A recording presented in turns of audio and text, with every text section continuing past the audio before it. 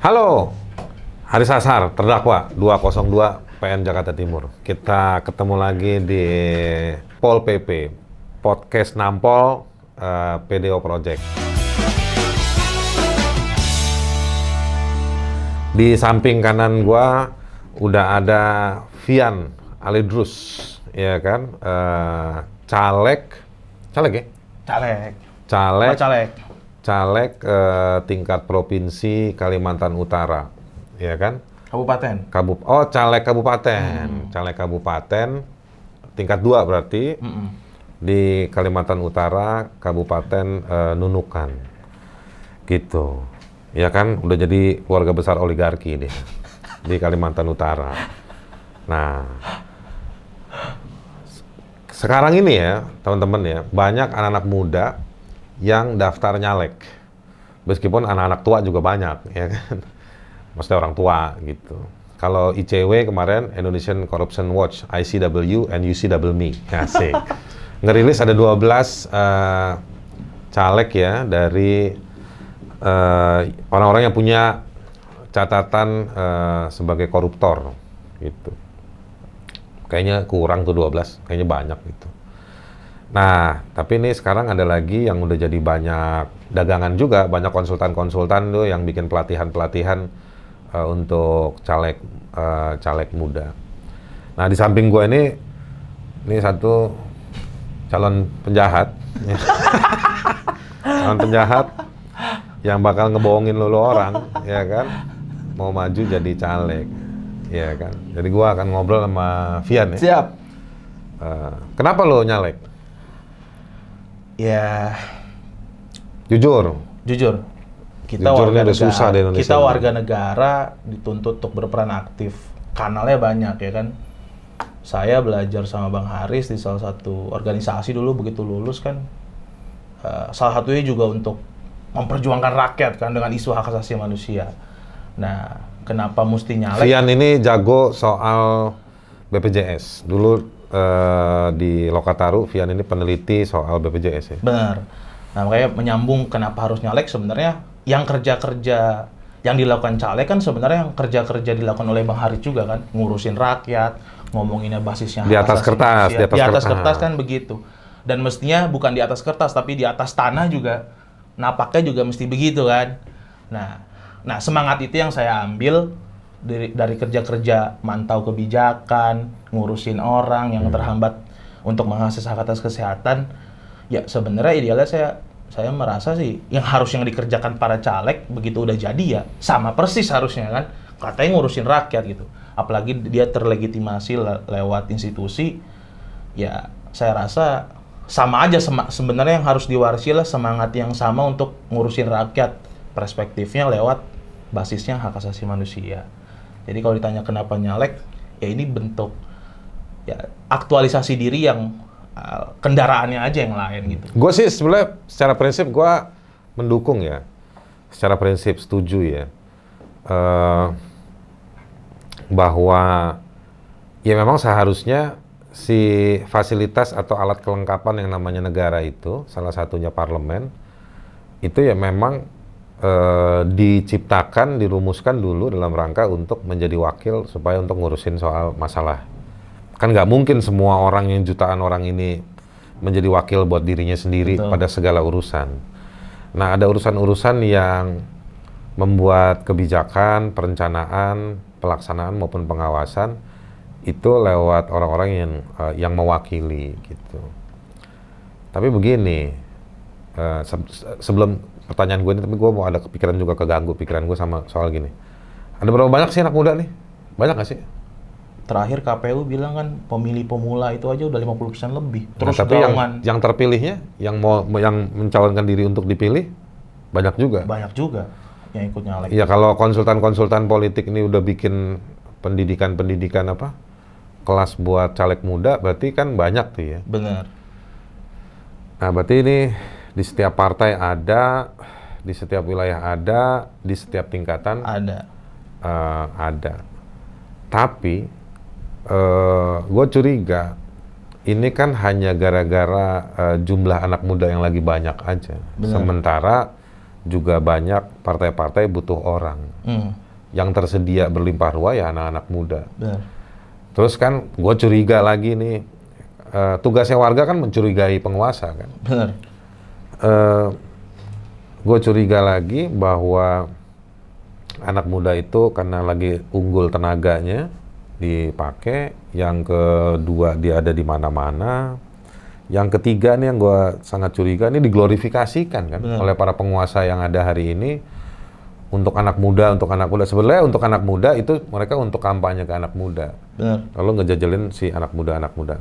Pertanyaan gue gini Yan, tadi kayak lu jelasin, lu bisa paham, bisa menjelaskan soal teorinya dan bisa menjelaskan tema-temanya. Pertanyaan gue, udah selumpur apa nih anak muda? Udah berotot apa belum?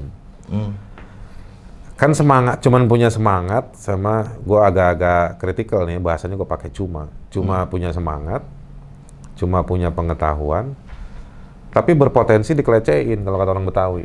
Benar. Dibohongin. Yang lu hadepin ini satu kompleksitas masalah yang di dalamnya itu ada pemain-pemain, ada broker-brokernya, makelarnya, reman-remannya, ya kan? Ada pejabat-pejabat yang udah terbiasa nggak baca berita. Artinya apa? Dia nggak peduli diomongin apa. Yang penting agenda ngebohonginnya jalan terus. Nah, makanya ada orang-orang penakut yang selalu bilang, orang-orang penakut tuh, gue mau pakai bahasanya si para akademisi yang suka melakukan penelitian ya kan. Kalau lu masuk nanti lu digilas oleh putaran ya kan politik itu sendiri. Oke ya, itu memang nada pesimisnya memang di situ kan Bang. Cuma tapi faktanya bener kan begitu. Faktanya begitu. Ya tapi kita kan bukan orang yang melulu mau terima fakta itu kan. Apalagi ya mubazir banget semangat yang tadi kita ya misalkan saya udah kerja di lembaga hak asasi manusia, punya semangat itu, terus ya mubazir begitu nggak dikelola, ya tentu akan ada terus pertarungan-pertarungan. Ya ini bahasa normatif ya. Ya mau nggak mau mesti dilakuin. Ya masalahnya mungkin kalau kritiknya anak muda ini mesti punya banyak teman. Makanya temenannya jangan cuma sekedar dalam sistem itu, mesti berteman sama orang yang di luar. Ya kan? Iya. Tadi soal kritiknya misalkan selalu diglorifikasi bonus demografi 2045 Indonesia mencapai Indonesia emas segala macam. Tapi jenis-jenis kebijakan publik yang dikeluarinnya naungin isu-isu yang mereka resahkan nggak gitu. Nah lagi-lagi ya akan kita dicelain, tapi ya kalau saya pribadi ya mesti kita bangun berteman sama orang-orang di luar yang punya pengalaman, yang punya kontribusi, yang punya semangat yang sama, sehingga kerja-kerja nantinya anak muda di dalam mesti disupport sama yang di luar yang punya pengalaman, yang punya secara legitimasi kultural, legitimasi intelijensia. Jadi sehingga ya kita tahu lawan kita besar gitu. Kita uji coba gini aja deh. Lo apa catatan lo soal BPJS di Nunukan? Pasti soal kepesertaan. Satu, apakah sudah mencakup seluruh warga di Nunukan? Kedua, BPJS itu punya program penerima bantuan iuran. Nah, proses penganggaran, prioritas penganggaran nggak tuh? Nah, poin-poin kayak gitu, lo udah mulai belum komunikasi sama warga di Nunukan? Udah mulai. Nah, mereka respon nggak sama poin-poin lo? Benar, mereka respon. Tapi mereka juga nungguin beras dari lo nggak? Iya lah pasti. Nah itu yang mesti kita ubah gitu Bang. Iya. Paham Ngerti sih ngerti, tapi berasnya mana? Nah itu realita politik. Gua ngobrol sama Rian Ernest ya, mudah-mudahan Rian Ernest juga nonton di video. Gua acungin jempol dari jempol yang gua punya, dari keterangannya dia sampai detik ini ya, sampai terakhir gua ngobrol sama dia kira-kira 2 minggu lalu, itu dia bilang, gua tetap ngotot Bang, gue nggak mau ngasih, dan gue dicengin sama orang di bawah gitu. Ada modal dengkul. Bukan modal dengkul ya, dia mungkin punya duit juga, ada juga mungkin bohir yang mau ngasih dia duit, tapi dia nggak mau gitu, gitu kan. Padahal dia pakai partai Golkar yang kita ngerti lah Golkar ceritanya gimana ya kan. Tapi dia oke loh, dia ngotot seperti itu. Nah, terus gue bilang sama dia, konsekuensinya kan Yan, gue bilang, lo nggak dipilih. Dia bilang, iya, nggak apa-apa lah Bang. Gitu. Jadi, gue implisit dapat kesan dari dia itu mau prosesnya yang penting. Benar. Nah, apakah anak muda ini targetnya jadi, maka dia menghalalkan segala cara, ini bicara umum ya, atau memang dia mau mengokupasi proses politik legislasi? Mestinya yang kedua tuh. Mestinya yang kedua. Mestinya yang kedua. Karena itu secara alamiah, secara sosiologis, ya otomatis ya anak muda ini nanti nggak sekarang, 5 tahun lagi, 10 tahun lagi juga mereka juga kan. Nah makanya mesti kayak misalnya tadi contoh yang beras, mesti diabstraksikan tuh. Kenapa warga minta beras? Ya soal kesejahteraan kan. Nah anak muda main di isu itu berarti. Oh kenapa warga selalu minta beras? Oh kesejahteraannya yang belum merata. Sehingga ya itu akan teratasi kalau masyarakat disadarkan, oh ya emang tugas tugas negara mewajibkan untuk beri kesejahteraan buat rakyatnya. Sehingga masalah itu mau nggak mau akan teratasi gitu kan kalau warga tahu bahwa haknya dia untuk diberikan tapi beras. Kan lapar ya tetap. Ya makanya tetap harus didorong. Siapa yang mesti menuin perutnya? Ya tugas-tugas negara. Sekarang gue mau nanya sama lo, siapa lagi selain lo? Siapa? Manik ya? Manik kita tahu. Apa dia agennya, dagangannya apa deh ke rakyat? Kayaknya mungkin pengalaman dia jualan apa dulu mahasiswa kan. Ya apa konkretnya apa? Agenda konstitusionalnya kita juga nggak tahu tuh apa ya kan. Yang kita dengar kan pasti jualannya ya soal dia pengalaman dia di BEM dulu, ya, demo setahun. Ya makanya. Nah itu juga perlu ditagih gitu ke anak-anak muda supaya tadi modal semangat pengetahuan mesti diiringin sama. Ini gue pakai contoh Manik nih ya, karena Manik kan udah artis lah, dia anak muda. Benar. Jadi dia harus merelakan dirinya untuk kita hina-hina di sini. Iya benar lah. Siapa lagi? Anak muda yang lu tahu dan menurut lo kira-kira gue tahu gitu. Beberapa temen gue pribadi sih bang. Di Sakti juga ada yang ikut nyalek. Iya. Cuma poinnya itu. Gue ketemu tuh yang di pengadilan tuh ya. Nah benar. Iya. Banyak tuh. Banyak. Ini saya nih lagi sidang kan tiap Senin. Pada masa-masa sebelum penutupan jadwal administrasi pendaftaran, ada sidang-sidang saya, ada banyak orang-orang yang datang minta cap di pengadilan nih. Karena bukti domisili, syarat gitu. Lucu-lucu sih, nggak kelihatan pantas jadi lek. So, ya kita pidatoin dia iya aja, ya kan. Minta foto bareng, ya gua sedekain lah foto bareng gua buat posternya mereka gitu ya kan. Nah kayak gitu-gitu tuh Yan. Jadi ya gue sih ini fenomena baru dan menarik.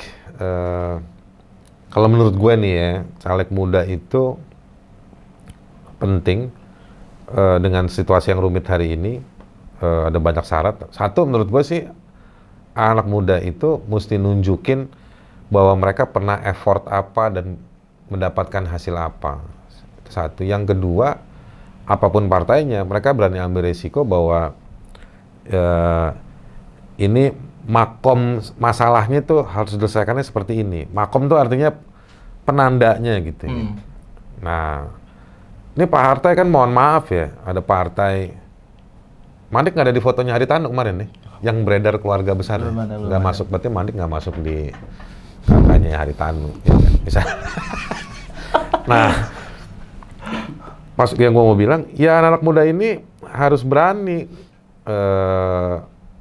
Harus berani untuk nggak cuma deliver dirinya ke nggak menghantarkan portofolionya ke calon pemilih, tapi juga harus nunjukin selama ini masalahnya apa dan siapa yang salah.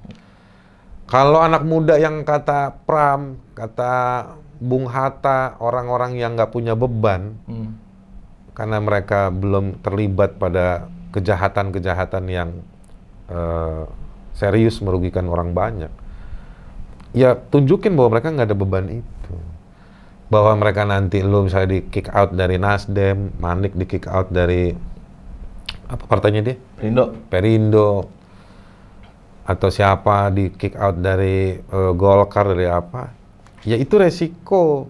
Karena bukan menjaga partai politiknya, tapi kegiatan berpolitiknya. Titik ekstrimnya adalah, yang gue pusing nih, kenapa anak muda nggak bikin partai? Yang nggak harus ikut caleg dulu, tapi lewat partainya, atau lewat organisasi-organisasi, atau peran-peran apapun, peran profesionalnya, konkret ngebantu orang. Nah, jadi konkret ngebantu tuh nggak harus langsung gitu ya. Konkret itu ngebantu itu misalnya lewat profesinya, menjalankan profesinya dengan cara yang benar, nggak curang, terima resiko, punya hasil, dan itu yang sebenarnya perlu ditunjukkan. Karena kalau hanya menjual umur saja, ya gue kenapa pakai bahasa menjual, ya lu kan cuman bilang gue anak muda lagi laku, segala macam, itu ya lu cuman jual identitas aja. Jadi, nggak cukup lah jual umur itu. Nggak cukup dong. Makanya apa? Ukuran anak muda itu sebenarnya kan Jaja Rijal pernah bilang tuh Bang, orang-orang yang selalu berlomba untuk berbuat kebaikan bersama itu jiwa muda sebenarnya. Jadi kayak Bang Haris kan juga selalu ngomongin kebaikan bersama. Udah tanya orang ini anak muda gitu. Selalu ditanya umur lo berapa? 24 gue bilang. Ya. Jadi emang nggak bisa dibatasi karena umurnya muda seakan-akan punya semangat yang jangan-jangan anak muda tapi juga semangatnya anak muda itu semangat ya, semangat protes dan berusaha membuktikan, yang kemudian sering disebut orang melawan. Gitu. Nah, gue senang ketemu anak muda. Gue malah nggak senang ketemu anak muda yang kalau gue ngoceh dikit diem, ya bang, cumi lo. Ya, nah, kalau dia sopan tapi nggak perlu sopan juga sih, kita setara aja. Tapi berani ngasih satu preposisi baru, lalu membuktikan, kasih datanya misalnya, atau punya skema skenario, yang di situ justru proses dialektikanya, dialognya terjadi. Nah, proses-proses itu sebetulnya nggak harus gua pakai baju partai dulu, nyalek dulu. Anak muda itu harusnya kerja dulu, ngebuktiin. Nah, kalau substansi itu dikerjakan, ya dia nggak perlu woro-woro harus masuk partai, dia nggak perlu woro-woro harus pilih gue ya. Nah, kita harus buka tren politik baru di generasi-generasi baru ini, kalau menurut gue, yang lu nunjukin dulu, lu bangun portofolio lu jadi jongos buat kebaikan, gitu kan? Lu jadi tukang cuci, ya lu tukang cuci tuh ya. Kita paling sebel nyuci kan, udah capek, keringetan, tangan panas kan, sabunnya murah kan. Tapi dia otot, selesai dia bisa bilang, sabunnya kepanasan, airnya kurang. Nah, jadi dia analis, tapi dia praktisi juga. Nah, jadi kalau lu ajak tukang cuci ke toko-toko jual mesin cuci, dia cuma nanya, ini cara nguceknya gimana? Muternya berapa lama? Makan air berapa banyak? Palingan dia cuma selesai keluar dari toko, dia bilang, canggihan gua. Gitu. Nah, kalau kita datang kan cuma nanya listriknya berapa watt, harganya berapa, tapi efektivitas nyucinya kita nggak dapet. Nah, maksud gua anak-anak muda ini kenapa nggak bangun genre baru, yang bertebaran di lapangan, yang kemudian meresahkan mereka-mereka yang nggak berjiwa muda dan tidak berumur muda itu, tapi mau merebut kekuasaan. Bukan anak-anak muda yang ya cuman baca buku 2 biji kagak habis dua-duanya. Habis itu banyakkan nonton film dan ngegeser-geser di Instagram atau di TikTok. Lalu dia punya kesimpulan-kesimpulan dan ngeklaim bahwa ke depan itu generasi kita, emang generasi lu. Ya, secara umur aja. Iya, kan? Tapi fisika sosialnya gimana lu cara nanggepin masalah itu? Fisika sosial itu maksud gue begini, cara lu bergeraknya. Fisika itu kan butuh massa, bergerak, dan waktu. Waktu lu dipakai dengan gerakan seperti apa, dengan bobot apa. Nah, ini fisika sosial, fisika advokasinya ini yang menurut gua nggak banyak kelihatan. Banyak orang-orang yang namanya melambung sebagai anak muda karena pernah viral, karena pernah terlibat di A dan di B, kemudian masuk ke gelanggang-gelanggang yang menurut gua artifisial semua. Pas dicek belakangnya, ini mah CSR-nya BUMN. Ini mah garapannya si ketua siapa. Ini ngandelin dana dari alumni atau dana dari senior-seniornya. Jadi lu nggak punya marwah ya sebagai anak muda gitu. Nah, itu satu. Nah, yang berikutnya lagi menurut gua ya hari ini udah pada daftar kan nih. Iya. Gua nggak tahu, mungkin lu mau berbagi gimana cara lu ngejaga diri lu dari oligarki yang lu hidup di tengah-tengahnya karena lu masuk di ruang politik itu. Apa sih wanti-wanti ke diri lu tuh apa? Tadi sebenarnya nyambung bagus soal kritik ke anak muda yang banyak bersebaran di organisasi, tapi secara kuantitas banyak, tapi isi kualitasnya nggak tahu mau ngapain. Iya. Nah, ini kritik juga sebenarnya. Banyak sebenarnya ternyata di riset, kurang lebih dari 7% anak-anak muda di Indonesia itu udah gabung sama organisasi. Kita lihat banyak organisasi lintas-lintas partai aja punya barisan muda sendiri. Tapi kita nggak pernah dengar nih organisasi ngomongin isu anak muda nggak, ya kan? Ambil peran di setiap kebijakan publik nggak? Nah, kalau tadi tameng diri, bagaimana dengan kita tahulah sistem kita yang jauh dari kata ideal, ya tadi Bang, kita mesti berteman juga sama orang-orang di luar sistem ini yang tiap hari kerjaannya ngawasin kebijakan, ngedampingin orang yang korban ketidakadilan, supaya kita kasih tahu ke dalam sistem bahwa inilah yang kita kerjain. Kalau kalian yang dalam sistem bicara ngurusin rakyat, yang begini caranya ngurusin rakyat. Karena mereka kan selalu mendalilkan ini demi persatuan, demi kebutuhan warga. Tapi gue cuma satu demi yang gue percaya atau gue nikmati, namanya demi more. Jadi gitu. Jadi kalau kita, ya kasihan anak muda, ototnya masih lemah, masuk sempoyongan ke ring tinju lawannya Mike Tyson, pendukung penontonnya juga udah pasti banyak dikanalisasi sama petinju yang ototnya yang di dalam sistem yang udah berakar. Terus ya udah dengan belaga gila masuk ke dalam, dia mau lihat ya udahlah peruntungan, yang penting siapa tahu saya bisa menang. Nah, kalau itu nggak dibangun dengan cara berpikir ya dari luar sistem yang membangun organisasi, konsolidasi di mana-mana, banyak lembaga-lembaga yang ngomongin isu, masih beragam isu lah, dari hak atas kesehatan, hak atas lingkungan. Nah, ini yang mesti jadi kawan sehingga bisa mendorong orang yang di dalam sistem yang kagak kerja lah bahasa gampangnya. Kalau kita nggak bangun kekuatan dari luar juga, ya dalam sempoyongan nggak ada tameng sama sekali gitu. Kalau gue sih ya nggak apa-apa anak muda, tapi pertanyaan gue jam terbangnya ya. Jam terbangnya penting. Jadi karena jam terbang itu akan menunjukkan kematangan dia memahami masalah dan juga ketika dia dipermasalahkan. Sebagai penutup nih ya, thank you nih Yan ya. Teman-teman yang siap menampol, ya sih. Udah pada follow dan apa jadi?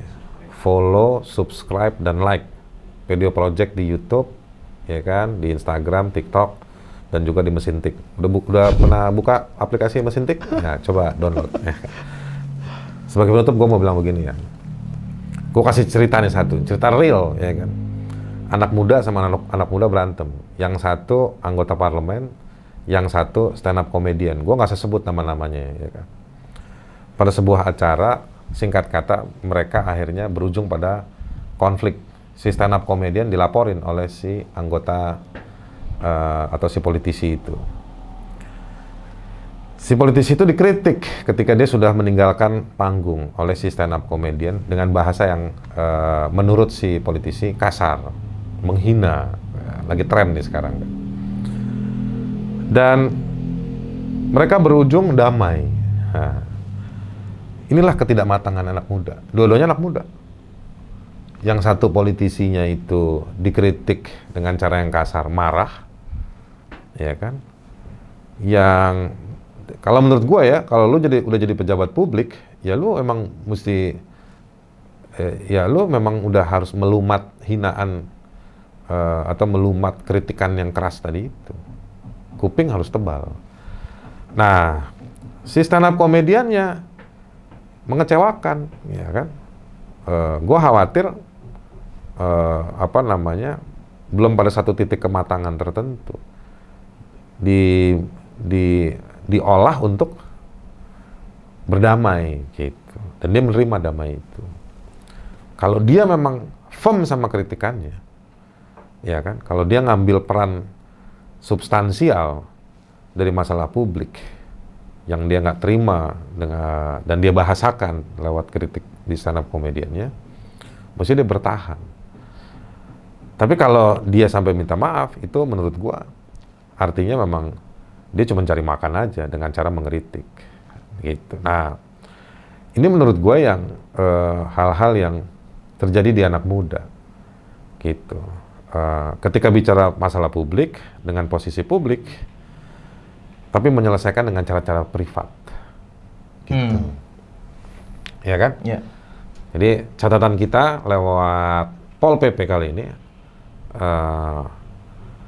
bahwa anak muda saya mendukung kalian harus okupasi, tapi bukan mengokupasi atau menguasai kesempatan dan posisi-posisi politis.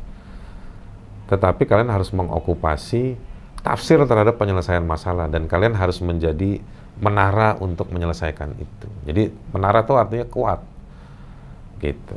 Bahwa nanti ada diberkahi, dapat rezeki, dapat kesempatan untuk pada posisi-posisi politik, ya itu dampak, dia bukan tujuan.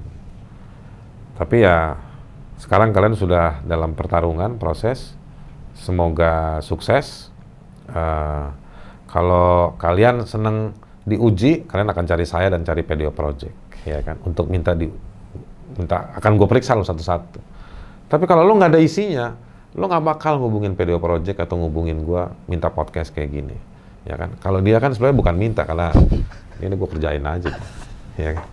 Kira-kira begitu. Kita ketemu lagi di Pol PP berikutnya, obrolan nampol PDO Project, ya kan. PDO Project ini anak-anak muda juga, bos, tapi dia nggak ileran sama kekuasaan, ya kan. Karena nggak ada partai yang ngajakin mereka. Ketemu lagi di Pol PP berikut dengan pembawa acara yang lain selain gue, maksudnya. Sampai ketemu.